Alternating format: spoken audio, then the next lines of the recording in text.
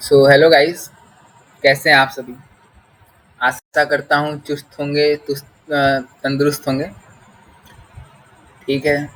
और बहुत बहुत स्वागत है आपका आपके अपने यूट्यूब चैनल इंजीनियरिंग विद एनएनवी पर। जैसे कि मैं आप लोगों को बता चुका हूँ कि यहाँ पर मैं आप लोगों को AKTU के फर्स्ट ईयर का जो पूरा सिलेबस है, चाहे जितने भी सब्जेक्ट हो, मैं सब पढ़ाऊँगा। तो उसमें जो पहला सब्जेक्ट मैंने चूज़ किया है वो PFPS है, मतलब प्रोग्रामिंग फॉर प्रॉब्लम सॉल्विंग। ठीक है, इसमें सी लैंग्वेज पढ़ाएंगे जिसमें बेसिक रहेगा। तो अब इस बेसिक्स में क्या क्या टॉपिक्स हैं वो भी मैं आप लोगों को बता देता हूँ। ठीक है। और प्लीज़ हमारे चैनल को लाइक कीजिए, वीडियो को लाइक कीजिए, चैनल को सब्सक्राइब कीजिए। ठीक है। तो यहाँ पर फिर से आ गया आपका AKTU full first year course. Topic आ गए कि इस वीडियो में हम लोग कौन कौन से टॉपिक पढ़ेंगे बेसिक्स में। ठीक है, जैसे कि AKTU में और बाकी भी कॉलेजेस में अगर आप देखेंगे तो मेनली जो सब्जेक्ट पढ़ाते हैं PFPS के अंदर, जो प्रोग्रामिंग लैंग्वेज पढ़ाई जाती है वो सी होती है। ठीक है। सी होने का एक मेन रीज़न ये है कि ये सबसे बेसिक लैंग्वेज थी, सबसे पहली लैंग्वेज थी जो यूज़ में ली गई थी किसी भी काम के लिए। तो इसी को एक तरीके से शुरू की जाती है क्योंकि ये पुरानी भी है और इसके अंदर मॉडर्न चीज़ें जो हैं वो भी बहुत ज़्यादा हैं। तो ये एक ठो जैसे कि रहता है, लिंक नहीं रहता है दोनों के बीच का, उस तरह के हिसाब से।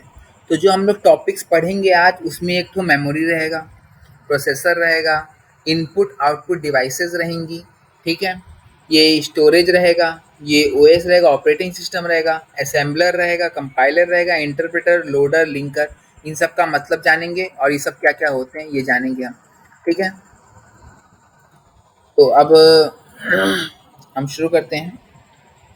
तो PFPS का ये अनुराग सर का है PDF, बट PDF बहुत अच्छा है। तो आप लोग प्लीज़ ये देख लीजिए, टेलीग्राम चैनल का मैं लिंक आप लोगों को इस वीडियो के नीचे दे दूंगा।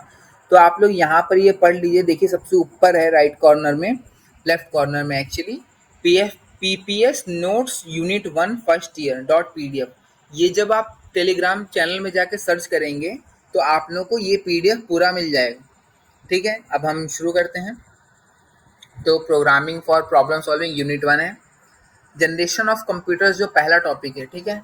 यहाँ पर आ जाते हैं हम हाईलाइटनर पर।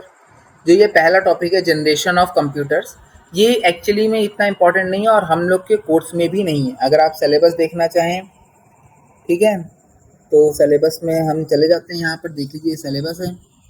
तो इंट्रोडक्शन ऑफ कंप्यूटर सिस्टम ये रहा, introduction of components of computer system, memory, processor, input output devices, storage, operating system, concept of assembler, compiler, interpreter, loader and linker. बस इतना ही है। ठीक है।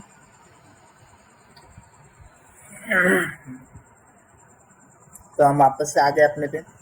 ठीक है। फिर सेकंड जो classification and characteristic of computer है, ये हम लोग कोर्स में है। Third topic digital computers and their components, ये भी हम लोग के कोर्स में। Input output devices, CPU, memory, storage, RAM, ROM, सब ये मेन है। फिर उसके बाद सॉफ्टवेयर आता है, सॉफ्टवेयर और उसके टाइप्स आते हैं। फिर ऑपरेटिंग सिस्टम्स आते हैं and their function. Operating system में जो ये लिनक्स, यूनिक्स और ये एंड्रॉयड है और इसके टाइप्स जो हैं ऑपरेटिंग सिस्टम के, ये हम लोग के कोर्स में नहीं है। फिर कंप्यूटर लैंग्वेजेस आ जाती हैं यहाँ पर। ये मेन चीज़ है कंप्यूटर लैंग्वेजेस। ठीक है, पेज 11 पर ये मेन है क्योंकि मेन चीज़ इसी पे फ़र्क पड़ेगा। थर्ड, उसके बाद फिर 8 नंबर पे आता है ट्रांसलेटर। ट्रांसलेटर में असेंबलर है, कंपाइलर है, इंटरप्रेटर है। फिर लिंकर, लोडर आ जाता है। ठीक है। मेमोरी हायरार्की जो है वो इतना इंपॉर्टेंट नहीं है तो मैं इसको क्रॉस कर दे रहा हूँ। और जो पहला वाला है जनरेशन ऑफ कंप्यूटर्स, वो भी इतना इंपॉर्टेंट नहीं है तो क्रॉस कर लीजिए। फिर उसके बाद ये जो आ रहा है ये 6 वाला, ये भी इतना इंपॉर्टेंट नहीं है तो इसको भी क्रॉस कर दीजिए। ये क्रॉस ढंग से नहीं हो रहा है तो थोड़ा बहुत आप लोग मार्क कर दीजिएगा। फिर नंबर सिस्टम, ये जो 11 तक है यहाँ तक मैं आपको आज पढ़ाऊँगा। इसके बाद जो मेन स्टार्ट कैसे करेंगे, कब वो सी को हम लोग चलाएँगे कैसे, उसको डाउनलोड कैसे करेंगे, सी का जो जिस पे हम लोग रन करेंगे टेक्स्ट एडिटर, तो उसको हम लोग डाउनलोड कैसे करेंगे, वो सब चीज़ें मैं आप लोगों को कल की वीडियो में बता दूँगा। ठीक है। तो अभी शुरू करते हैं। सबसे पहले जनरेशन ऑफ कंप्यूटर्स जो था वो हम लोग के कोर्स में उतना नहीं है, बट फिर भी मैंने डाल, उतना क्या है, एकदम ही नहीं है, कहीं इसका कोई भी क्वेश्चन नहीं पूछा जाता है। अगर आप चाहें तो आप फिर भी पढ़ सकते हैं, आपकी मर्जी है। बाकी कोई ज़रूरत नहीं है, आई थिंक सो, कि आपको इसको पढ़ने की, क्योंकि ज़्यादा कहीं नहीं पूछा जाता है।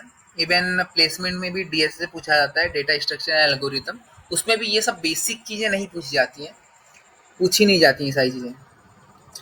यहाँ पर मेन है क्लासिफिकेशन ऑफ कंप्यूटर्स, ठीक है, क्लासिफिकेशन ऑफ कंप्यूटर्स। तो यहाँ पर सुपर कंप्यूटर्स होते हैं, ठीक है, हैवी टास्क के लिए। मेन फ्रेम कंप्यूटर्स होते हैं नॉर्मल वर्क के लिए। फिर मिनी कंप्यूटर्स होते हैं, ठीक है, मिनी कंप्यूटर्स मतलब जो टावर में लगते हैं या बाकी जगह लगते हैं। माइक्रो कंप्यूटर्स होते हैं, ये चिप्स होती है माइक्रो कंप्यूटर, जैसे डेस्कटॉप्स हुआ, ये सब हुआ, इन सब जगह। सॉरी। तो फिर उसके बाद हम लोग जाते हैं कि कैरेक्टरिस्टिक्स ऑफ कंप्यूटर। देखिए ये मेन है, कैरेक्टरिस्टिक ऑफ कंप्यूटर, ठीक है। कंप्यूटर क्या क्या कर सकता है। कंप्यूटर इकोनॉमिकल होता है, ठीक है, ज़्यादा महंगा नहीं होता। नो आईक्यू, ये देख रहा है, कंप्यूटर के अंदर बस एक ही प्रॉब्लम थी कि उसके पास आईक्यू नहीं है। आईक्यू का फुल फॉर्म क्या होता है, इंटेलिजेंस क्वेश्चन। वो चीज़ उसके पास नहीं है, तो उसको करने के लिए क्या किया गया, हाँ, आईक्यू बढ़ाने के लिए कंप्यूटर की क्या किया गया, अब एआई को लिया जा रहा है, आर्टिफिशियल इंटेलिजेंस। नहीं तो वैसे पहले कंप्यूटर्स में क्या था, ये आईक्यू नहीं था, बट उसको लाने के लिए हम लोग उसको इंटीग्रेट करने के लिए हम लोग एआई को जा रहे हैं, आर्टिफिशियल इंटेलिजेंस पे हम लोग शिफ्ट हो रहे हैं। फिर लार्ज मेमोरी होती है, ठीक है, चाहे जितना आप स्टोर कर सकें, और जब तक स्टोर नहीं करेंगे तब तक किस काम का होगा। फिर एक्यूरेसी होती है, इसकी स्पीड होती है, वर्सेटाइल होता है कंप्यूटर, डिलीजेंस होता है, ऑटोमेटिक होता है, ऑटोमेशन होता है। तो ये सब चीज़ें उसकी कैरेक्टरिस्टिक हो गई। फिर हम आते हैं introduction two components of computer system, ठीक है, यहाँ पर आ गए हम लोग introduction two components of computer system. फिर डिजिटल कंप्यूटर जो है, सॉरी थोड़ा सा गला खराब है, इट्स ओके। तो फिर हम लोग आ जाते हैं डिजिटल कंप्यूटर पर। डिजिटल कंप्यूटर जो होता है is an electronic device that is used to perform arithmetic and logical operation, ठीक है। डिजिटल कंप्यूटर क्या होता है, एक इलेक्ट्रॉनिक डिवाइस होती है जिसके अंदर हम लोग चाहें तो अरिथमेटिक या लॉजिकल ऑपरेशंस परफॉर्म कर सकते हैं। अरिथमेटिक ऑपरेशंस अगर हम लोग परफॉर्म करें तो वो हम लोग कैलकुलेटर के अंदर भी परफॉर्म कर सकते हैं। तो क्या कैलकुलेटर भी एक टाइप का कंप्यूटर है, डिजिटल कंप्यूटर है? तो हाँ भाई, कैलकुलेटर भी एक टाइप का कंप्यूटर ही है, बस स्मॉल माइक्रो कंप्यूटर्स में आते हैं, ठीक है। तो उसके आगे चलते हैं।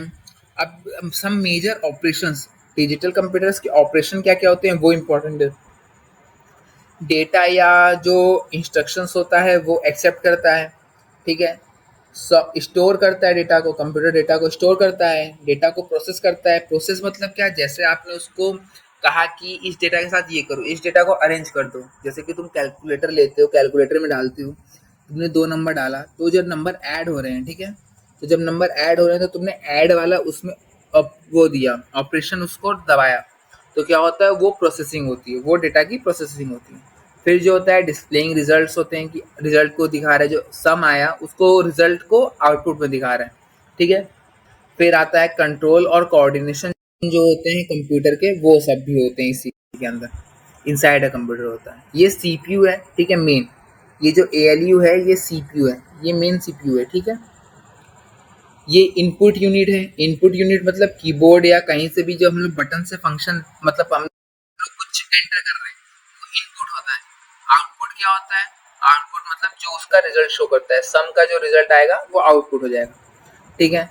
फिर मेमोरी का आदान प्रदान, मतलब कि मेमोरी, देखिए अगर आप सीपीयू में कुछ दे रहे हैं, जैसे कि आप कोई की प्रेस किए, जैसे कि 10 आपने प्रेस किया, तो 10 डायरेक्ट सीपीयू में नहीं पहुंच जाता, पहले वो सीपीयू में जाता है, सीपीयू से डायरेक्ट वो जाता है मेमोरी में, ताकि मेमोरी में स्टोर हो जाए, ठीक है। जब आप लोग कैलकुलेटर भी यूज करते होंगे तो पहले आप लोग एक नंबर देते हैं, फिर उसके बाद ऑपरेशन देते हैं, फिर दूसरा नंबर देते हैं।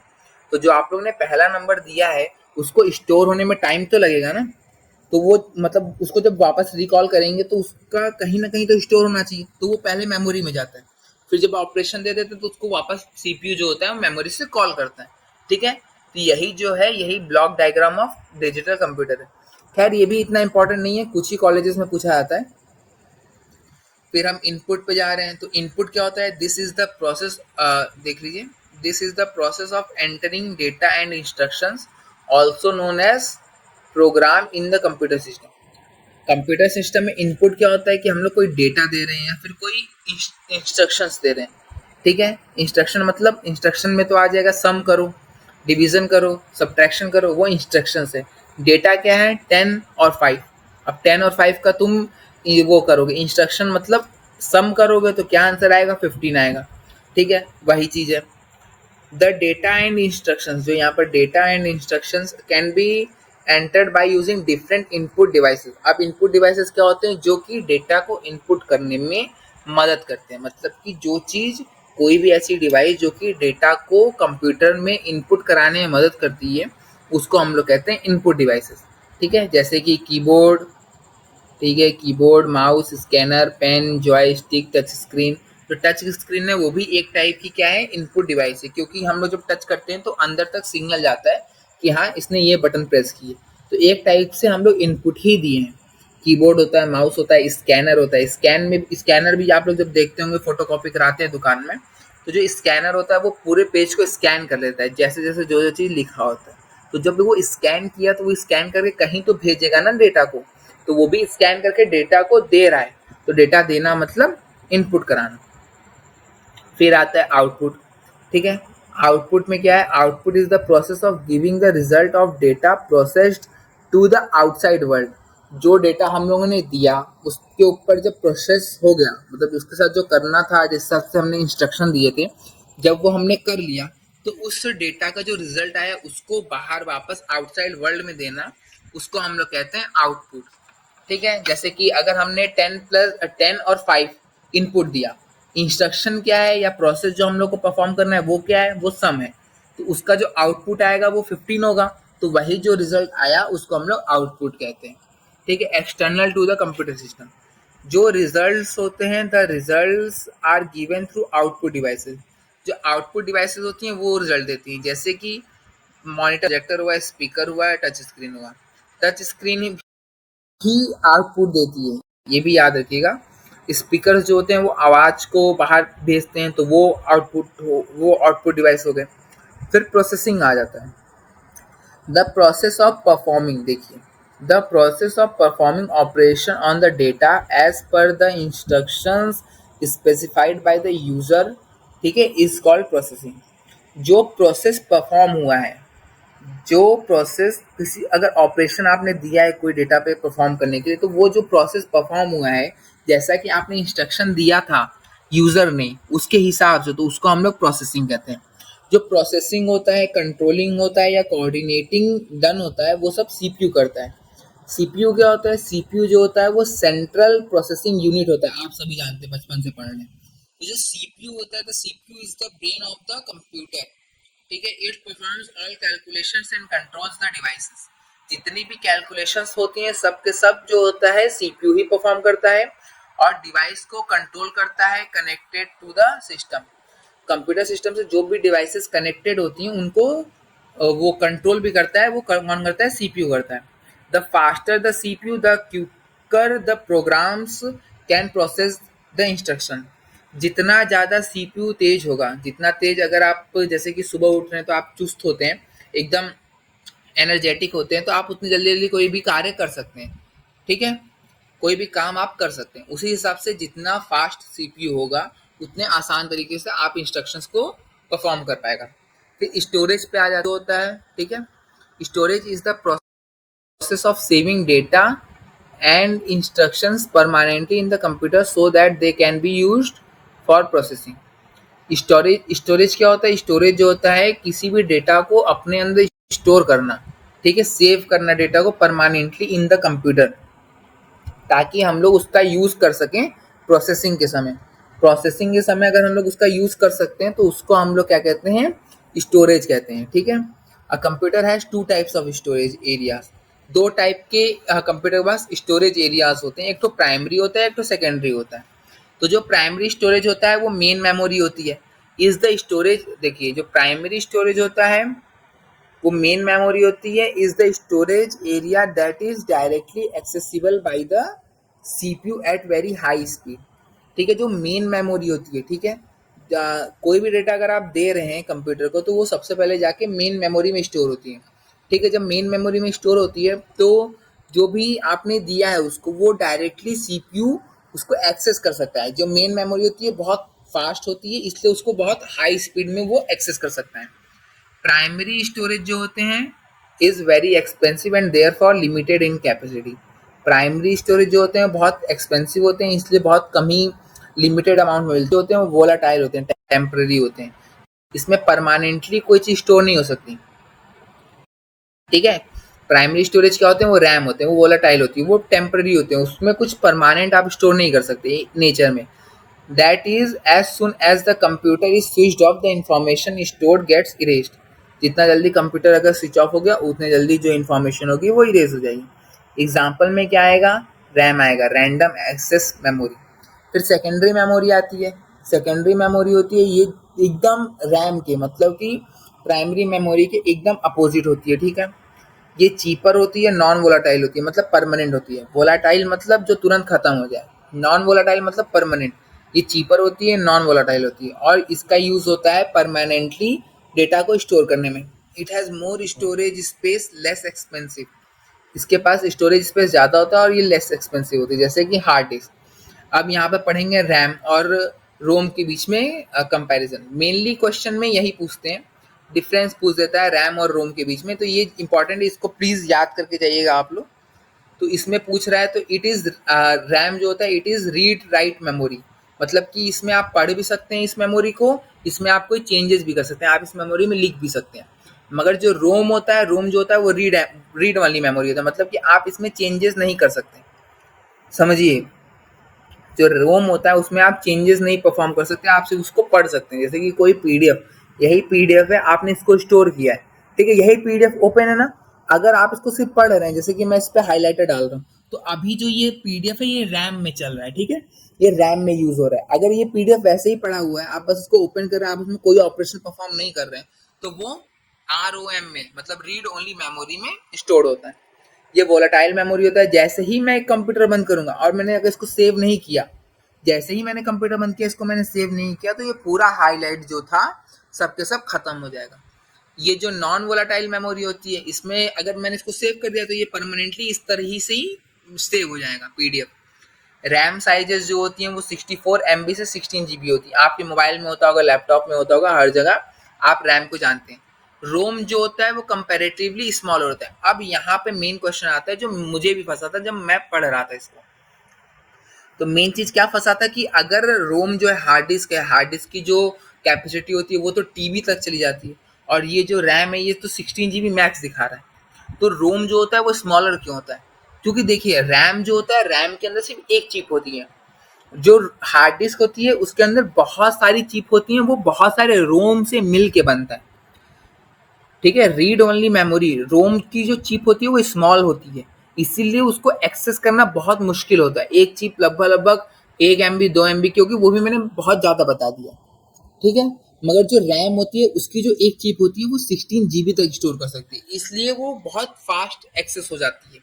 जबकि रोम होती है, सेकेंडरी मेमोरी होती है, तो इसके अंदर बहुत सारी चिप्स होती हैं भाई, बहुत सारी रोम की चिप्स। अगर आप कभी हार्ड डिस्क को ओपन करके देखेंगे तो आपको पता चलेगा कि हार्ड डिस्क के अंदर बहुत छोटी छोटी चिप्स हैं, बहुत ज़्यादा हैं, जो कि अरेंज हैं इसमें वो एक तो सीरीज में, एक दूसरे की सीरीज में वो सब अरेंज। तो वो जो होता है वो रोम होता है, इससे रोम को कहा जाता है कि रोम जो है वो कंपेरेटिवली स्मॉलर है देन रैम। जो डेटा होता है रैम में उसको हम लोग मॉडिफाई कर सकते हैं। ये देखिए मैं अभी अभी डेटा को मॉडिफाई कर रहा हूँ। जो डेटा होता है रोम में उसको हम लोग मॉडिफाई नहीं कर सकते, ठीक है। जो रैम होता है वो कॉस्टली होता है, रोम जो होता है वो चीपर होता है। इसमें एक चिप की बात की गई है, ये चीज याद रखिएगा। टाइप्स ऑफ रैम जो होते हैं वो स्टैटिक डायनेमिक होता है। टाइप्स ऑफ रोम जो होता है प्रोम, ई प्रोम, इसका कोई काम नहीं है भाई, तो इसको छोड़ देना। फिर सॉफ्टवेयर पे आ जाते हैं हम। Set of programs is known as software, and software are of two type. Software क्या होता है? कोई भी सेट ऑफ प्रोग्राम्स, जैसे कि कोई भी टास्क। प्रोग्राम क्या होते हैं? प्रोग्राम जो होता है सेट ऑफ इंस्ट्रक्शंस होता है, सेट ऑफ लाइन होता है, कमांड्स होता है, जो कि एक किसी टास्क को परफॉर्म करता है, ठीक है। सॉफ्टवेयर क्या होते हैं? इस टाइप के कई प्रोग्राम्स को मिला के एक सॉफ्टवेयर बनता है। अब सॉफ्टवेयर भी दो टाइप का होता है, एक तो सिस्टम सॉफ्टवेयर होता है, एक तो एप्लीकेशन सॉफ्टवेयर होता है। सिस्टम सॉफ्टवेयर क्या होता है, जैसे कि ऑपरेटिंग सिस्टम, ठीक है, operating system, compiler, interpreter, BIOS. और एप्लीकेशन सॉफ्टवेयर क्या होता है, एमएस ऑफिस, गेम्स एक्सेट्रा, ठीक है। फिर ऑपरेटिंग सिस्टम में हम आ जाते हैं। ऑपरेटिंग सिस्टम क्या होता है, an operating system is a collection of system program that controls the operations of computer system. Operating system क्या होता है, वो कलेक्शन होता है सिस्टम प्रोग्राम्स के, वो प्रोग्राम जो कि सिस्टम को हेल्प करते हैं रन करने में, उन सिस्टम प्रोग्राम्स का ये कलेक्शन होता है, ठीक है। अगर आप देखेंगे ऑपरेटिंग सिस्टम कितने जीबी का, तो मेनली 22 जीबी का होता है, 22 जीबी का होता है। तो वो क्यों होता है, क्योंकि उसमें बहुत सारे कलेक्शन होते हैं छोटे छोटे प्रोग्राम्स के, ठीक है। वो सब आपस में इंटरेक्ट करते रहते हैं और बहुत अच्छा हम लोग को कंसोल और एक्सपीरियंस देते हैं। तो वो ऑपरेटिंग सिस्टम होता है, collection of system programmes that controls the operation of computer system, जो कि कंप्यूटर सिस्टम के ऑपरेशन को कंट्रोल करता है, वो जो होता है वो सिस्टम प्रोग्राम्स होते हैं। ऑपरेटिंग सिस्टम जो होते हैं, operating system is the interaction between user and hardware. Hardware जैसे कि ये मेरा माउस है, तो मैं माउस से क्या कर रहा हूँ कि इसमें हाईलाइट कर रहा हूँ, ठीक है। और ये जो है ये स्क्रीन पे शो कर रहा है, तो जो माउस है ये हार्डवेयर है, ठीक है, हार्डवेयर, और इस पे ये शो कर रहा है हाईलाइट, तो हाईलाइट इस पे शो कर रहा है। तो इन दोनों के बीच का जो इंटरेक्शन है, इन दोनों के बीच में जो बातचीत होती है, कि ये मैं डबल प्रेस करके जब इसको यहाँ लाइन मूव करूंगा तब यहाँ पर ये हाईलाइट होगा, ये चीज जो है ये ऑपरेटिंग सिस्टम के अंदर जो प्रोग्राम्स होते हैं वो देखते हैं। ये सब ज्यादा डीप में जाने की जरूरत नहीं है। हाँ, ये भी एक फील्ड होती है कंप्यूटर साइंस इंजीनियरिंग के अंदर, ऑपरेटिंग सिस्टम, तो उसमें उतने आसान अच्छे से पढ़ाया जाएगा, ज़्यादा आपको फर्स्ट ईयर में अभी इसके बारे में ज़्यादा नॉलेज नहीं बताई जाएगी। फिर ऑपरेटिंग सिस्टम है, ऑपरेटिंग सिस्टम में यूज़र होता है, सॉफ्टवेयर होता है, ऑपरेटिंग सिस्टम होता है, फिर हार्डवेयर होता है। ये इंटरेक्शन है सॉफ्टवेयर और हार्डवेयर के बीच में, जो इंटरेक्शन है उसको करता कौन है, उसको ऑपरेटिंग सिस्टम मदद करता है। हार्डवेयर जैसे कि क्या हो गया, सीपीयू हो गया, रैम हो गया, इनपुट आउटपुट हो गया। सॉफ्टवेयर जो अंदर रन कर रहा है, जैसे कि ये जो है ये माइक्रोसॉफ्ट का एज है, ये जो है ये सॉफ्टवेयर। अब फंक्शन क्या है ऑपरेटिंग सिस्टम का, मैनेज करता है कंप्यूटर के हार्डवेयर को। हाँ सही बात है भाई, कंप्यूटर के हार्डवेयर को क्या कर रहा है, मैनेज कर रहा है, ठीक है। फंक्शंस आप याद कर सकते हैं, आपके लिए आसान रहेगा, ये इंपॉर्टेंट है, फंक्शंस आता है। एक तो वो रैम रोम के बीच में, और एक तो ये फंक्शंस, ये दोनों इंपॉर्टेंट है, ठीक है। Manages the computer hardware, the operating system controls and efficiently utilises hardware component such as CPU, memory and input output device. CPU हुआ, मेमोरी हुआ, या फिर इनपुट आउटपुट डिवाइस हुआ, हार्ड जो ये ऑपरेटिंग सिस्टम होता है ये सबको मैनेज करता है। अगर आप यहाँ पे टू टाइप कर रहे हैं कि इसको टू को यहाँ पर स्टोर कर दो, या फिर कोई फाइल बना रहे हैं वो यहाँ पर स्टोर हो रही है, तो वो स्टोर कैसे हो रही है, वो ऑपरेटिंग सिस्टम स्टोर कर रहा है ना मेमोरी में। तो वो सब चीज़ मैनेज कौन करता है, ऑपरेटिंग ऑपरेटिंग सिस्टम मैनेज करता है। ऑपरेटिंग सिस्टम और क्या करता है, प्रोवाइड्स ए यूजर इंटरफेस, क्योंकि वो यूजर इंटरफेस मतलब कि हम लोग जो इस पे काम कर रहे हैं, हम लोग को सब चीजें दिख रही हैं, तो हम लोग के लिए चीजें आसान बनाया गया है। तो वो कौन बनाया है, वो ऑपरेटिंग सिस्टम बनाया है। तो वो जो होता है वो एक तो यूजर इंटरफेस भी प्रोवाइड करता है। The operating system enables user to easily interact with the computer hardware. Computer और हार्डवेयर से आसानी से इंटरेक्ट करने में जो हेल्प करता है वो भी ऑपरेटिंग सिस्टम होता है, ठीक है। प्रोसेस मैनेजमेंट जो करता है वो भी ऑपरेटिंग सिस्टम होता है।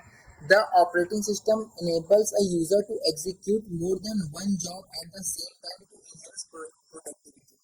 जैसे कि मैं यहाँ पे काम कर रहा हूँ, मैं हाईलाइटर भी चला सकता हूँ, मैं स्क्रॉल भी कर सकता हूँ, तो ये मोर देन वन टास्क है ना जो ये परफॉर्म कर रहा है, तो वो कौन परफॉर्म करने में हेल्प कर रहा है, वो ऑपरेटिंग सिस्टम परफॉर्म करने में हेल्प कर रहा है। फिर क्या होता है, फोर क्या होता है, फोर जो है वो मेमोरी मैनेजमेंट है। सही बात है भाई, मेमोरी में अगर आप भर रहे हैं तो आप कैसे पता चलेगा कि ये मेमोरी खाली है, तो क्या करता है ऑपरेटिंग सिस्टम, क्या करता है ऑपरेटिंग सिस्टम, वो वेकेंट स्पेसेस को फाइंड करता है प्राइमरी मेमोरी में, लोड करता है appropriate data, programs located space executing them और removing them memory from memory done by OS. जो ऑपरेटिंग सिस्टम होता है वो क्या करता है, सबसे पहले तो खाली जगह ढूंढता है मेमोरी में, फिर उसमें जो एप्रोप्रिएट डेटा है उसको लोड भी करता है। जैसे कि अगर आप किसी पीडीएफ को क्लिक कर रहे हैं तो वो लोड हो रही है, तो वो उसको वापस उस मेमोरी से खोज के ला रहे हैं, हाँ भाई इस मेमोरी से खोज के लाओ, चलो इसको लोड करना है, तो वो काम भी तो ऑपरेटिंग सिस्टम ही कर रहा है, ठीक है। फिर अगर बंद कर दे रहे हैं आप, मैं इस पीडीएफ को बंद कर दे रहा हूँ, तो इस ये पीडीएफ जितनी मेमोरी लिया था उसको वापस से रिलीज कौन करेगा? वो भी तो रिलीज ऑपरेटिंग सिस्टम ही कर रहा है। फिर फाइल मैनेजमेंट है, फाइल में the operating system allows users to create, copy, delete and rename file, ये सब आप करते हैं। सिक्योरिटी मैनेजमेंट वो भी ऑपरेटिंग सिस्टम देखता है। जो ऑपरेटिंग सिस्टम होता है वो प्रोटेक्ट करता है stored information from users, it ensures that data and files stored can not be accessed by unauthorised user. जैसे कि आप पासवर्ड लगाएं तो ये भी देखता है कि कहीं पासवर्ड आपका चोरी ना हो जाए, ठीक है। फिर interface of operating system, operating system का जो इंटरफेसेस है ये भी एक तो इम्पोर्टेंट टॉपिक है। GUI जो होता है वो ग्राफिकल यूजर इंटरफेस होता है। CUI जो होता है वो कमांड यूजर इंटरफेस होता है। ग्राफिकल यूजर इंटरफेस मतलब क्या? अगर मैं यहाँ पर देख रहा हूँ कि हाँ ये मेरा कर्सर है, ये जो मेरा है ये मेरा कर्सर है, तो इस तरह मैं घुमाऊंगा तो ये अंडरलाइन हो जाएगा। मगर अगर आप CUI में जा रहे हैं, कमांड यूजर इंटरफेस में, तो आपको कमांड टाइप करना पड़ेगा, उस हिसाब से वो ऑपरेशन परफॉर्म करता है। वो बहुत डीप में जाना हो जाएगा तो फिर मैं उसको छोड़ दे रहा हूँ। ये लाइनक्स, यूनिक्स, विंडोज, एंड्रॉइड ये सब आपके किसी काम का नहीं है और ये सब कहीं पूछता भी नहीं है, इवन कोर्स में भी नहीं है, तो प्लीज़ आप इसको लीव कर सकते हैं। पढ़ना चाहें तो आप पढ़ सकते हैं, मैंने छोड़ दिया है, आपकी मर्जी है भाई, ठीक है। एक्स्ट्रा नॉलेज कभी भी ऐसा नहीं है कि बेकार जाती है, आप ले सकते हैं। कंप्यूटर लैंग्वेज, हाँ मैंने बोला ना, इस कोर्स को मैंने इस तरह डिज़ाइन किया है कि आप अगर वो 1-2 हफ्ते पहले भी पढ़ लें तब भी आपका अच्छा खासा 80 टू 90 नंबर आ जाए, 80 टू 90% आप स्कोर कर ले, तो उस हिसाब से आपको इन सब टॉपिक्स को छोड़ना पड़ेगा। और वो सिलेबस में नहीं है तो टू द सिलेबस ही मैं चलने की कोशिश कर रहा हूँ। फिर कंप्यूटर लैंग्वेजेस आ जाती हैं, यही चीज़ है मेन जो हम लोग पढ़ेंगे। कंप्यूटर जो होता है वो अंडरस्टैंड करता है अपनी खुद की लैंग्वेज, जीरोज और वन। कंप्यूटर की आप लोग लैंग्वेज जानते हैं, एक तो जीरो होती है, बाइनरी लैंग्वेज होती है, एक तो वन होती है, ठीक है। तो कंप्यूटर जो भी है वो हमेशा अपनी लैंग्वेज अंडरस्टैंड करता है। उसकी लैंग्वेज क्या होती है? जीरो और वन होती है। जीरो मतलब सर्किट ओपन और वन मतलब सर्किट नहीं, सर्किट क्लोज है, मतलब करंट फ्लो कर रहा है। ये मैं आप लोगों को इलेक्ट्रॉनिक्स में बताऊंगा और मेनली ये इलेक्ट्रॉनिक्स का ही है। It has two basic types, computer language भी दो प्रकार की होती है, एक तो लो लेवल लैंग्वेज, एक तो हाई लेवल लैंग्वेज। ये पीडीएफ लिटरली बहुत अच्छा है, आप इसमें देख सकते हैं हर चीज़ लिखा है। लो लेवल लैंग्वेज मतलब close to machine, high level language मतलब क्लोज टू ह्यूमंस, ठीक है। अब लो लेवल लैंग्वेज में मशीन लैंग्वेज आती है। मशीन लैंग्वेज क्या है? जीरो और वन में बाइनरी लैंग्वेज। असेंबली लैंग्वेज जो होती है इसमें भी जीरो और वन यूज होते हैं, साथ साथ कुछ और अल्फ़ाबेट्स भी यूज हो जाते हैं, ठीक है। हाई लेवल लैंग्वेज क्या हो जाती है? जैसे C++, जावा एक्सेट्रा। तो यहाँ पर हम सी पढ़ेंगे तो सी पे थोड़ा ध्यान मार्क कर दूं, मैं कर दे रहा हूँ, हाँ। ट्रांसलेटर, ट्रांसलेटर क्या होता है? जैसे कि कंप्यूटर है उसको डायरेक्टली जब भी हम लोग इंग्लिश में टाइप करेंगे वो नहीं पढ़ पाएगा, ठीक है। तो इसलिए हम लोग ट्रांसलेटर का यूज करते हैं, ठीक है। ट्रांसलेटर क्या होता है? As computer understands only zeros and one, so computer can not understand anything written other then, इसको साइड में कर दे रहा हूँ, ठीक है। जैसे कि आप लोग जान रहे होंगे, हाँ, जैसे कि आप लोग देख रहे हैं कि कंप्यूटर जो होता है वो जीरो और वन को ही अंडरस्टैंड कर सकता है, तो कंप्यूटर इसके सिवा और कुछ अंडरस्टैंड नहीं कर सकता है। अगर आप इंग्लिश में दे रहे हैं, जैसे ये ट्रांसलेटर लिखा है ना, तो कंप्यूटर को ये नहीं समझ में आएगा कि ये ट्रांसलेटर लिखा है। जब आप इसको जीरो और वन में कन्वर्ट करेंगे तब कंप्यूटर को समझ में आएगा कि हाँ ये ट्रांसलेटर है। तो कंप्यूटर जो होता है वो अंडरस्टैंड करता है सिर्फ जीरोज और वंस को, so computer can not understand anything written other then zero और वन। हम लोग लिखेंगे कैसे? हम लोग के लिए क्या इजी रहेगा? हम लोग के लिए तो इंग्लिश में टाइप करना इजी रहेगा, मगर जो कंप्यूटर सीखता है वो कैसे सीखता है? वो तो जीरोज और वन में सीखता है। यहीं पर कोडिंग आ जाती है। कोडिंग क्या होती है? ठीक है, कोडिंग जैसे कि हम लोग बात कर रहे हैं, अगर कोई मान लो कोई अगर वो बहरा है, ठीक है, उसको समझ में नहीं आ रहा, ठीक है, वो डेफ है, तो अगर उसको समझ में नहीं आ रहा है कोई चीज़, तो आप साइन लैंग्वेज में बात कर सकते हैं, उसको जब सुनाई नहीं दे रहा है तो साइन लैंग्वेज में बात कर रहे हैं, तो बात करने आप इस तरीके से बात करें जिससे उसको समझ में आए। तो उस बात करने का तरीकों को क्या कहते हैं? हम लोग इंटरेक्शन कहते हैं। तो उसी जब हम लोग वो इंटरेक्शन जब पर्टिकुलरली ह्यूमन और कंप्यूटर के बीच में हो जाए तो हम लोग उसको कोडिंग कहते थे, ठीक है। ये चीज़ ध्यान रखिए, आप इससे खुद डेफिनेशन बना सकते हैं। So programs written in other languages must be translated into machine language using translator. अब ट्रांसलेटर 3 टाइप्स के होते हैं। पहला असेंबलर होता है, कंपाइलर होता है, इंटरप्रेटर होता है, ठीक है। असेंबलर क्या होता है? A program which translates an assembly language program into a machine language program is called an assembler. जैसे कि मैं बताया असेंबली लैंग्वेज में क्या क्या यूज होता है, 0 to 1 तो यूज होता ही है, साथ साथ अल्फाबेट्स भी यूज होते हैं, ठीक है। तो उसको कन्वर्ट करने के लिए मशीन लैंग्वेज में असेंबलर का यूज होता है। असेंबली लैंग्वेज है, असेंबलर लगा और मशीन लैंग्वेज में कन्वर्ट कर दिया, मतलब मशीन लैंग्वेज मतलब जीरोस और वन में कन्वर्ट कर दिया। कंपाइलर क्या होता है? कंपाइलर जो होता है, it is a program which translates a high level language program into a machine language program. समझ में आ रहा है? कंपाइलर जो होता है वो जो हाई लेवल लैंग्वेज होती है, हाई लेवल लैंग्वेज प्रोग्राम होता है। हाई लेवल लैंग्वेज प्रोग्राम मतलब जैसे कि जो नॉर्मल इंग्लिश में लिखा गया है उसको वो मशीन लैंग्वेज में कन्वर्ट कर देता है। वो कन्वर्जन का क्या मेथड है आपको नहीं जानना है, आपको बस इतना जानना है कि कंपाइलर होता क्या, ठीक है। तो हाई लेवल लैंग्वेज को कंपाइलर जो होता है मशीन लैंग्वेज में कन्वर्ट कर देता है। फिर थर्ड नंबर पे आता है इंटरप्रेटर।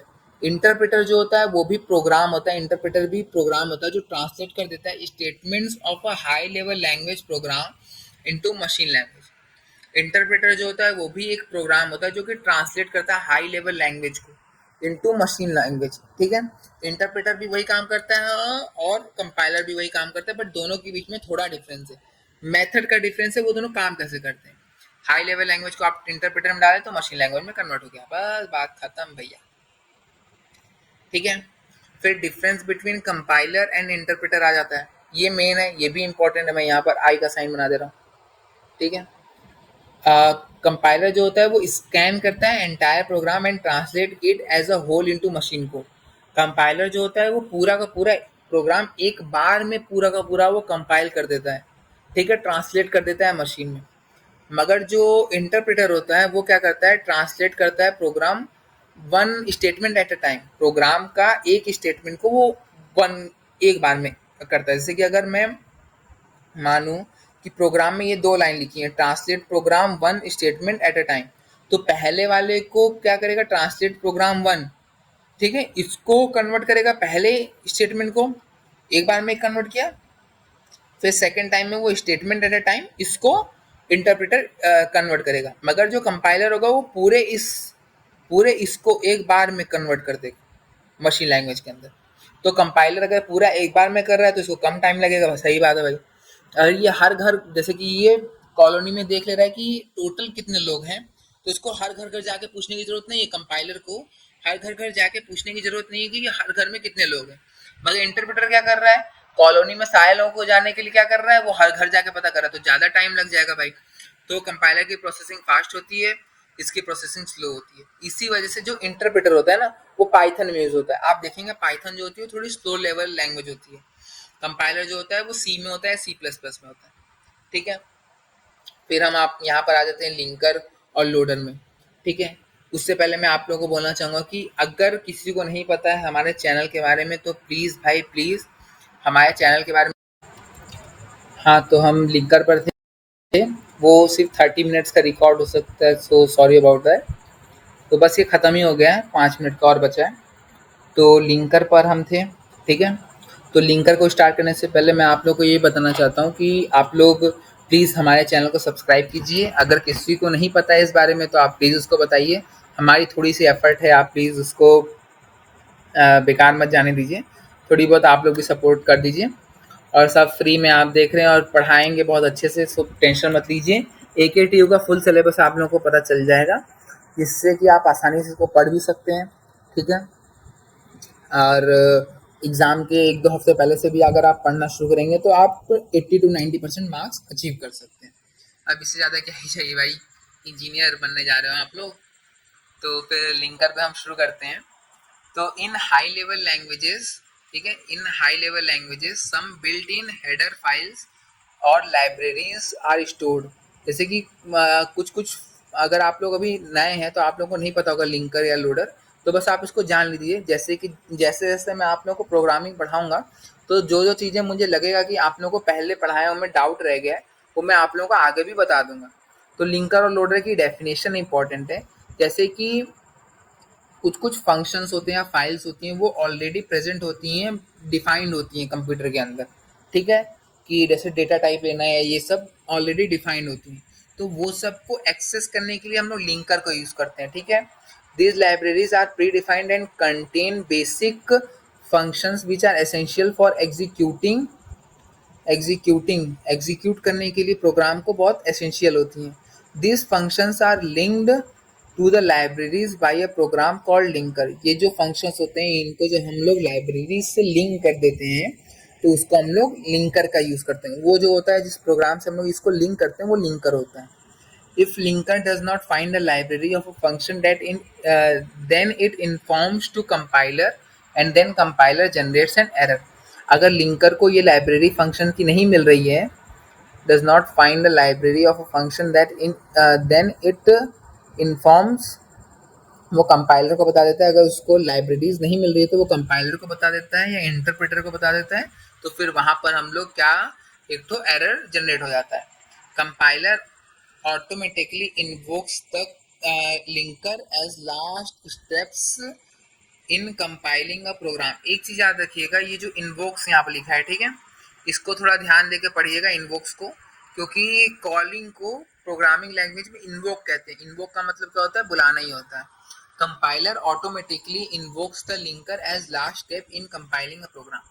प्रोग्राम को कंपाइल करने के लास्ट स्टेप में वो कंपाइलर उसका लिंकर जो होता है वो बुला ही लेता है उसको। फिर यहाँ पर सोर्स प्रोग्राम आ जाता है। अब चलने का मेथड क्या होता है, प्रोग्राम को रन करने का मेथड क्या होता है। सबसे पहले सोर्स प्रोग्राम हो जाता है। सोर्स प्रोग्राम क्या होता है, जो हम लोग ने लिखा है सिंपल इंग्लिश लैंग्वेज में।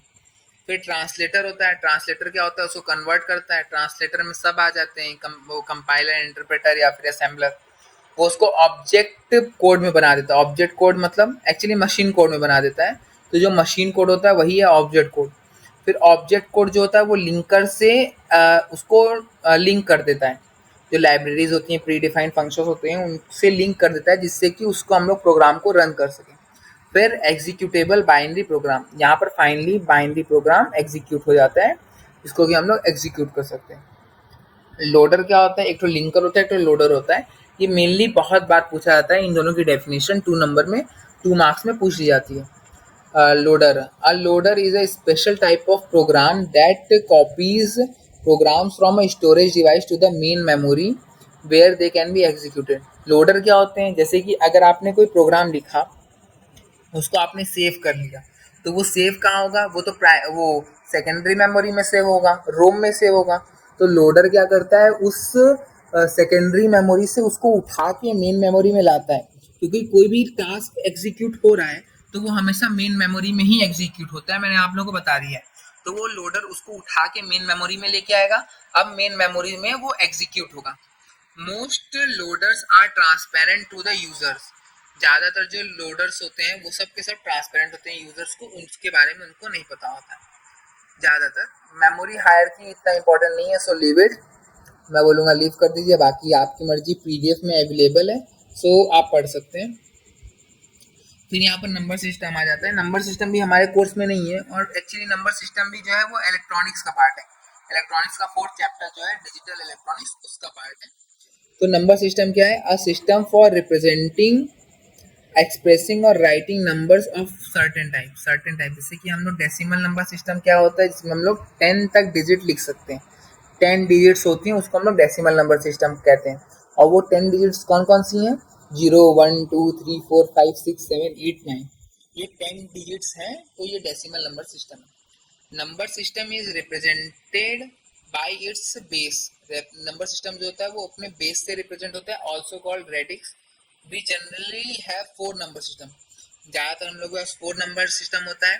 डेसिमल नंबर सिस्टम मतलब 10 डिजिट्स इसमें यूज होंगी। बेस जो होगा वो 10, डिजिट जो होंगी वो 0 to 9। बाइनरी नंबर सिस्टम मतलब बाइनरी से आप लोग को पता चल रहा है 2, तो बाइनरी का जो बेस होगा मतलब इसमें डिजिट्स कितनी होंगी, 2 होंगी। तो 0 और 1 में ही लिखा जाता है, ठीक है। ऑक्टल नंबर सिस्टम मतलब इसका ऑक्टल से आप लोग समझ रहे हैं कि 8, तो इसमें 8 डिजिट्स यूज होती हैं, और 8 डिजिट्स में कौन कौन सी हैं, 0 to 7। Hexadecimal number system, hexadecimal number system जो है वो थोड़ा सा आप लोग को उतना समझ में नहीं आएगा। हेक्साडेसिमल नंबर सिस्टम जो है वो 16 डिजिट्स उसमें यूज होती हैं। अब 16 यूज हो तो रही हैं, बट 10 डिजिट्स मैक्सिमम है, 0 to 9। तो उसके बाद क्या करते हैं कि ए से एफ तक का वो भी यूज़ हो जाता है, क्या कहते हैं, लेटर्स, अल्फ़ाबेट्स भी यूज़ हो जाते हैं। जहाँ पर एक को जो होता है वो हम लोग 10 असाइन कर देते हैं, बी को 11, सी को 12, डी को 13, ई को 14 और एफ को 15। ये चीज़ हम लोग असाइन कर देते हैं। तो अगर 16 डिजिट्स का कोई नंबर सिस्टम होगा तो वो कहाँ तक जाएगा, 0 से लेके 15 तक। And we have some numericals on number system, conversion of number system. ये जो है ये इलेक्ट्रॉनिक्स का पार्ट है, so don't worry about it. अब प्रॉब्लम सॉल्विंग अप्रोचेस जो है ये algorithm, flow chart, pseudo code, ये सब नेक्स्ट लेक्चर में आप लोगों को मिलेगा, ठीक है। और पढ़ाई करते रहिए, इसी तरह मेहनत करते रहिए। ज़्यादा बड़ा कुछ कोर्स नहीं होता है इंजीनियरिंग के फर्स्ट ईयर का, तो अपनी ज़िंदगी एंजॉय भी करनी है आप लोगों ने। और प्लीज़ हमारे चैनल को सब्सक्राइब कीजिए, वीडियो को लाइक कीजिए, वीडियो को शेयर कीजिए। बहुत बहुत धन्यवाद, आप आए हमसे पढ़े, ठीक है, धन्यवाद।